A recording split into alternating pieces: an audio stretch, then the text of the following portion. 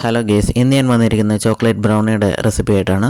24 portion ബ്രൗണിയാണ് ഞാൻ ഉണ്ടാക്കാൻ വേണ്ടി പോകുന്നത്. അതിനുവേണ്ടി 440 ഗ്രാം ബട്ടർ കട്ട് ചെയ്തെടുത്തിട്ടുണ്ട്.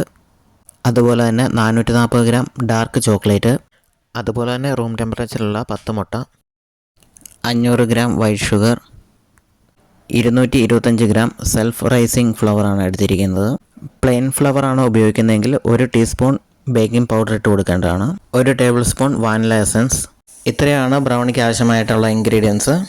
എടുത്തു വെച്ചിരിക്കുന്ന ബട്ടറും ഡാർക്ക് ചോക്ലേറ്റും മെൽറ്റ് ചെയ്തെടുക്കാം. മിക്സിംഗ് ബൗളിൽ എടുത്തു വെച്ചിരിക്കുന്ന ബട്ടറും ഷുഗറും നല്ലോണം എഗ് ബീറ്റർ ഉപയോഗിച്ച് നല്ലോണം ബീറ്റ് ചെയ്തെടുക്കുക. അതിലേക്ക് വാനില എസൻസും 5 മുട്ടയിട്ട് നല്ലോണം ബീറ്റ് ചെയ്യുക. നല്ലോണം ബീറ്റ് ആയതിനു ശേഷം ബാക്കിയുള്ള 5 മുട്ടയും കൂടി ഇട്ട് നല്ലോണം ബീറ്റ് ചെയ്യുക.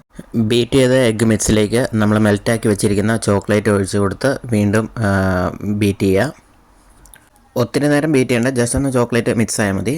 അതിലേക്ക് എടുത്തു വെച്ചിരിക്കുന്ന ഫ്ലോർ ഇട്ട് ജസ്റ്റ് മിക്സ് ചെയ്തെടുക്കാം. ബ്രൗണിയുടെ മിക്സ് റെഡി ആയിട്ടുണ്ട്. നമുക്കിനി ബേക്ക് ചെയ്യാൻ വേണ്ടി ബേക്കിംഗ് ട്രേയിലേക്ക് മാറ്റാം. പ്രീ ഹീറ്റ് ചെയ്ത ഓവനിൽ 180 ഡിഗ്രിയിൽ 25 മിനിറ്റാണ് ബേക്കിംഗ് ടൈം. ബേക്കിംഗ് കഴിഞ്ഞ് ബ്രൗണി റെഡി ആയിട്ടുണ്ട്. നമുക്ക് ഓവനിൽ നിന്ന് പുറത്തെടുത്ത് നോക്കാം.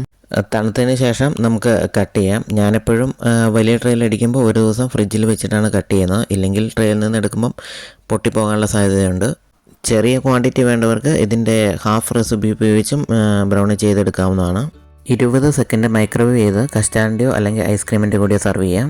വീഡിയോ ഇഷ്ടമായെങ്കിൽ ലൈക്ക് ചെയ്യാനും സബ്സ്ക്രൈബ് ചെയ്യാനും മറക്കണ്ട. അടുത്തൊരു വീഡിയോ ആയിട്ട് വീണ്ടും കാണാം.